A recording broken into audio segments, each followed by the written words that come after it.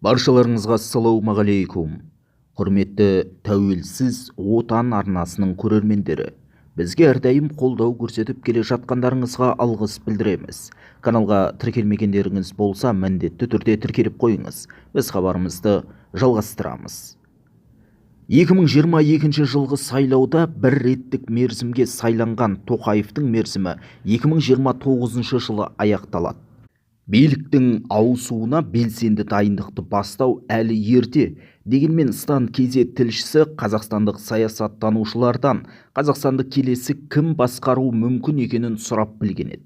Саясаттанушы Данияр Әшімбаев келесі президент билік партиясының кандидаты, жеткілікті тәжірибелі саясаткер болуы керек екенін алға тартады. Әлеуметтік желіде Қасым-Жомарт Тоқаевтың ізбасарлары болуы мүмкін деген шағын пікірталас болды. Мемлекет басшысы 2022 жылы бір 7 жылдық мерзімге сайланды, яғни 2028 немесе 29 жылы президент сайлауы өтуі керек. Логикалық тұрғыдан алғанда билік партиясының кандидаты, жеткілікті тәжірибелі саясаткер, әкім әрі министр ретінде де тәжірибесі мол, қоғамда жеткілікті танымал және құрметті, харизмасы бар, ешқандай дау-дамайға қатысы жоқ адам болуға тиіс, деді саясаткер. Сонымен оның айтуынша, қалай болғанда да президенттің келешек үміткерді таңдауға әлі көп уақыты бар.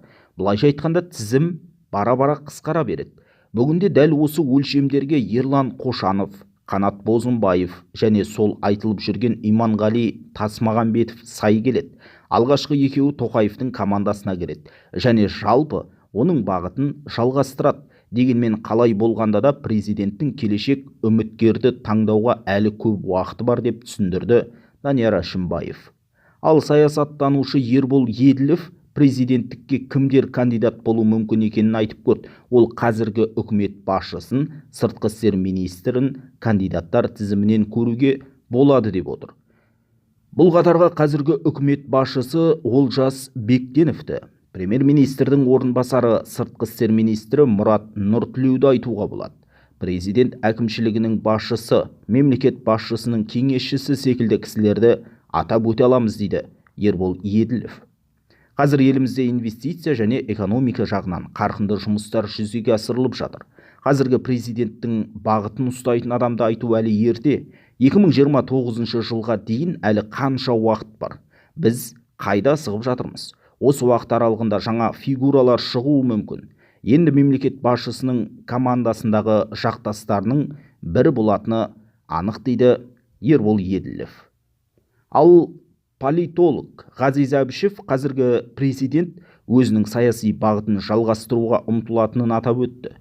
Мемлекет басшысы өзіне қолайлы болуы үшін үшінші президент ретінде мұрагерін тағайындайды.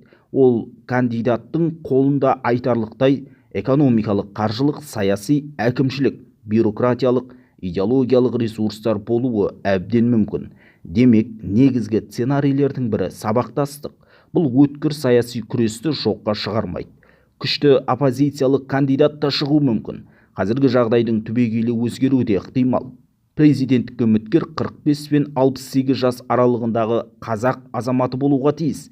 Қазірдің өзінде жауапты саяси қызметте жүрген, ана тілін жетік меңгерген, сонымен бірге қазіргі президенттің одақтасы және бюрократиялық, қаржылық, әлемдік элитаға қолайлы ымырашыл тұлға болу керек. Бірақ алдын ала тон пішіп, кім болатынын нақты айту қиын, дейді Ғазиз Әбішев.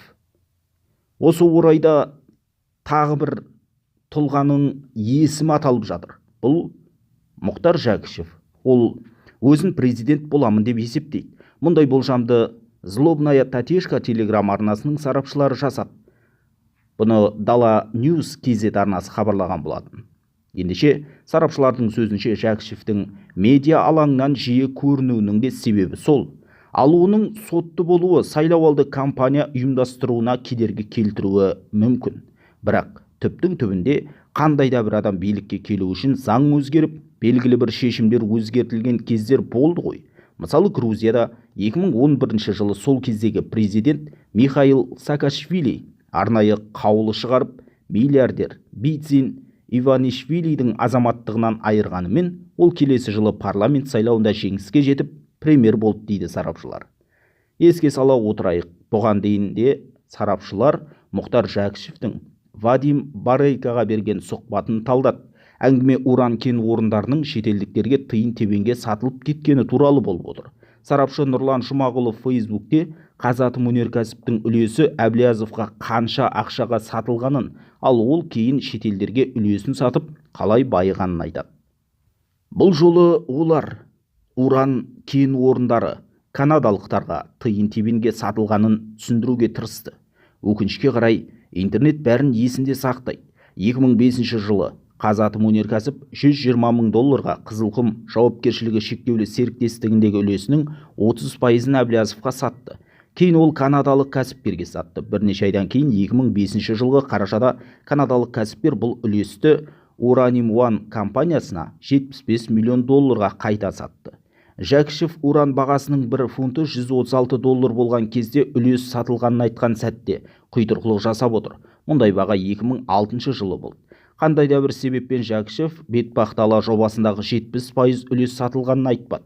Өйткені ол Қазатомөнеркәсіптің уран учаскелерінде кем дегенде 50%-ын сақтап қалды. 70%-ды канадалық кәсіпкер Әблязовтан сатып алғаннан кейін ғана Uranium One-ға $350 миллион сатты. Қазатомөнеркәсіп Буденов кен орнының уран учаскелерін Анисимовқа тиынға сатып жібергені туралы әңгіме болған жоқ. Негізінен Жәкішев жарап тұр, Қазатомөнеркәсіпті көтерді, бірақ оның алаяқтығының арқасында Әблязов, Клебанов, Анисимов қалдасын қалыңдатқан болып тұрма деп жазды сарапшы мамандардың бірі. Айта кететін жағдай, бұған дейін Қазатомпромға қарасты Буденов кеніші ресейлік азаматтардың құрамына өткен болатын. Росатом бұдан былай кеніштің 49% акциясына иелік етеді.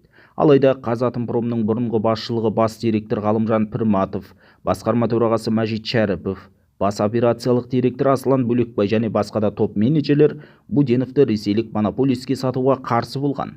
Дала инсайттың мәліметінше Росатом самұрық қазынаға $1,6 миллиард берген. Келісімді Газпром қаржыландырған.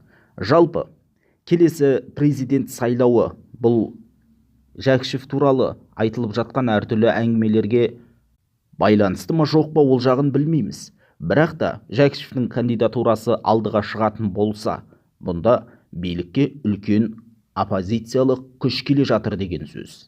Кім біледі, Тоқаев та Назарбаев секілді өзінің ізбасарын қоюы да мүмкін ғой. Оны да жоққа шығара алмаймыз. Шымшық сойса да қасапшы сойсын деген бабаларымыз. Ендеше президенттікке лайықты азаматтың келуін және оны халықтың таңдауын күтетін боламыз. Ал сіз кімнің кандидатурасын, яғни келесі ел басшысы кімнің болғанын қалар едіңіз? Төмендегі комментарийге пікір қалдырыңыз, каналға жазылып, қолдау білдіруді ұмытпаңыз.